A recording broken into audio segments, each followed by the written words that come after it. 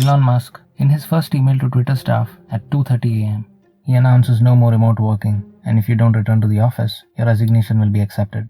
And in his first meeting with the Twitter staff, he warns of the possibility that Twitter might go bankrupt. So, no free food and 80-hour work weeks ahead. He tells the staff, "See, Twitter is a horrible business, which barely makes any profit." After months of back and forth, Elon Musk finally bought Twitter for $44 billion, of which he had to borrow $13 billion, which means Elon has to pay $1 billion every year as interest on that loan. So what does he do? He marches into Twitter's headquarters carrying an actual sink, and he tweets, "Let that sink in," followed by firing the CEO, the chief financial officer, and the company's chief legal officer, and making a tweet, "The bird has been freed," taking full control of Twitter, appointing himself as the CEO of the company, and changing his Twitter bio to Chief Twit to begin his reign. Controversial figures who were cancelled by the internet expressed their opinions on the matter as well. Elon Musk has dedicated himself, he says, to restoring free speech. I don't think it matters if it includes me or not. I think what's important is that free speech is the number one weapon against absolute tyranny. He did change his Twitter bio again, from Chief Twit to Twitter Complaint Hotline Operator. Why? We will talk about Twitter and its hostile and dramatic takeover in this video.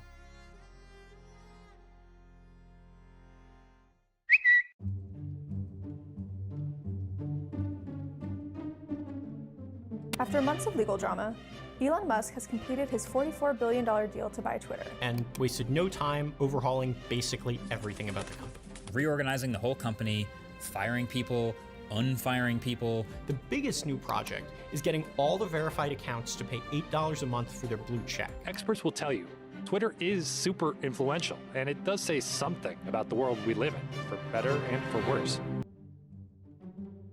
Why would you think of taking over a company? Obviously, you can afford it. Maybe you think that the business can be managed better. Maybe you want to use the company's brand and tech to make your own existing business better. Or maybe you just want to milk the company of all its potential and eventually sell it off at a profit and leave. What did Elon want? See, Elon is dedicated to the idea of free speech.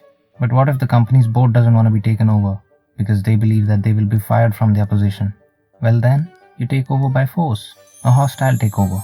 If you look at what Elon Musk did, in the end of January 2022, Elon started buying shares at Twitter, and for the next couple of months, he kept increasing his stake at the company.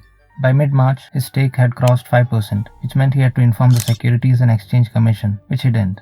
On the 24th of March, he tweets criticizing Twitter, asking users if they think Twitter follows the principle of free speech. In April, the public comes to know that Elon now owns 9.2% of Twitter, worth $2.9 billion, making him the largest shareholder. The stock price of Twitter went up rapidly after this news broke out. Twitter shares, they are surging right now, up a little over 25%. This because Tesla CEO Elon Musk has now taken a passive stake in Twitter, that's 9.2% of Twitter's common stock. Elon then went to Twitter's board and said that he's getting pretty close to the 15% necessary to start the takeover process, so why not just sell him the company?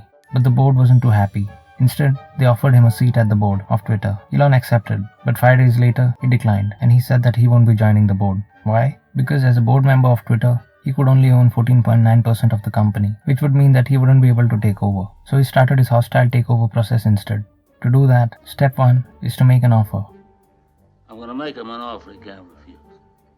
He set up a tender offer of $43 billion, which was 38% higher than the market value of the company at that time. The difference between making a regular offer and a tender offer is that in a tender offer, the board or the management doesn't have a say. Only the shareholders decide whether to sell or not to. To Elon's offer, one of the largest shareholders of Twitter, a Saudi prince, said Twitter is worth more than what Elon is offering. Twitter turns down Elon's offer, and Twitter tried to stop the takeover using the poison pill. What is a poison pill? Basically, the company's board creates a lot of new shares out of thin air and sells it at a discounted price to everyone other than you, so making it way too expensive for you to take over.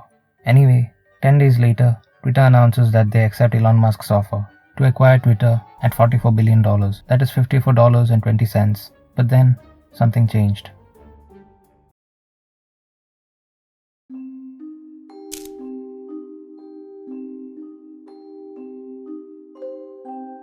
Twitter has hundreds of millions of users, but that doesn't mean that Twitter is a profitable business. What makes Twitter a big deal is the fact that there are many interesting users on the platform, and it gives everyone else a chance to maybe get a reply from a celebrity. After Twitter accepts Elon's offer, Elon thinks to himself, does he really need this? Let's just say he has a case of buyer's remorse, and he changes his mind about going ahead with buying Twitter. He sues Twitter saying that Twitter misled him on the percentage of bots on the platform, and that they have to prove their estimations regarding the bot situation was accurate. Here, either he felt that he overpaid for a company that makes no profit, or wanted to back out of the deal. At this point, Twitter CEO Parag Agrawal and Elon go back and forth on Twitter. Parag tweets saying an external review on the bot situation cannot be possible, to which Elon replies with a poop emoji. See, when Elon agreed to buy Twitter, he also agreed to not say anything bad about the company, a condition which he breached. Twitter was asked to give an estimation of the bot accounts, to which they couldn't give a satisfactory answer, so Elon said that the deal is terminated. Twitter files a lawsuit against Elon saying his uncertainty is affecting the company's revenue and that now he has to stand by the deal he made and buy Twitter at the agreed upon price. Elon did try very hard to back out of the deal. He sent many deal termination letters to Twitter, citing many excuses. One even saying he fears World War III might erupt. Elon's legal team informs him that it's going to be really difficult to win the case. So the next day, Elon informs Twitter that he is ready to buy Twitter. But then, why all this drama? Twitter has not made a profit in the last 8 years. In fact, they lose money every year. In 2020, they were in a loss of $1.1 billion. Now compare it with Google or Facebook, whose profits increase year on year. And how do they make a profit? They run ads.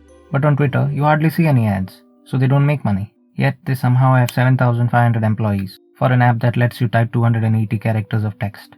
And these employees are paid a huge salary, a minimum of $150,000 to $300,000 per year. Paying your employees is great if they are making you a lot of profits. But what if they are not? And these employees are having the time of their life. In a day in the life of a Twitter employee video, you see red wine on tap, foosball table, a cozy log cabin area to relax, yoga rooms, meditation area. So after Elon Musk took over Twitter, rumors started popping up that Elon was planning a massive layoff. The employees of Twitter wrote a collective letter to Elon, expressing their opinions and demands. What did the overpaid, underworked employees have to say? That firing them will hurt Twitter's ability to serve public conversation, because they have been doing a great job at that lately. That firing them would be reckless, and it would affect the users' trust in the platform, because people apparently trust Twitter. That it is worker intimidation, that we demand protection and severance pay, and that they will not be pawn in a game played by billionaires. And these demands came from tech workers who get paid over $150,000 while sipping on red wine, managing an app that lets you type 280 characters. On 27th of October, the deal was completed. The deal is done. Twitter has been sold to Elon Musk. Elon walks in with a sink, and the news broke out that the CEO, the CFO, and the chief legal officer and the general counsel were fired and escorted out by the security of the office. In the next couple of days, he shares his intentions for the app. He says that he could make the app like the Chinese app WeChat, where it's not just about making tweets, but can also chat with others. He says that he will charge $20 a month to get a blue tick verification on your account, which is usually given to famous personalities, but now anyone can just buy it. He brought the price down to $8 a month. He says that it is a way for Twitter to generate revenue. Elon confirmed that the employees at Twitter previously sold blue tick verification checks for $15,000 or more. In a way, he needs to find a way to generate revenue for Twitter, since he has to pay $1 billion interest on the loan he took to buy Twitter. He plans massive employee layoffs, which according to critics will save him almost $500 million, since Twitter doesn't need 7,500 employees who are paid over $150,000 a year. He said that he will create a content moderation council for Twitter to deal with the issues of free speech, which was the main reason he wanted to buy Twitter in the first place. He wants to bring back accounts of banned figures such as Donald Trump. After firing the top executives who were bashing him, he brought in his trusted confidants, more than 50 of his top engineers and product managers from his other companies. Their job is to see who is to be fired and how to make money for Twitter. Twitter engineers and managers are being evaluated. At this point of time, no employees were laid off yet. Twitter employees worried, and some even joking that they keep refreshing their inbox waiting for their termination letter. And suddenly, with no communication, Elon decided to fire 3,700 employees all at once. The employees couldn't access their code and were locked out. The next day after firing these people, they realized that they might need some of these employees. So they put up a tweet asking if they would like to come back. Sure, there were many employees who were hardworking and diligent and not entitled. But you know what happens to hardworking employees? They just get more work or they get fired.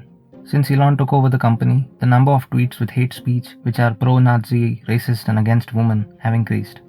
Various articles have come out ever since Elon took over the company. It seems like a pretty chaotic time for Twitter. I believe we will know what happens with Twitter once the dust settles. It's just the beginning of a new management. And Elon, he knows how to make money. So who knows, maybe in a few years, Twitter becomes a $1 trillion company.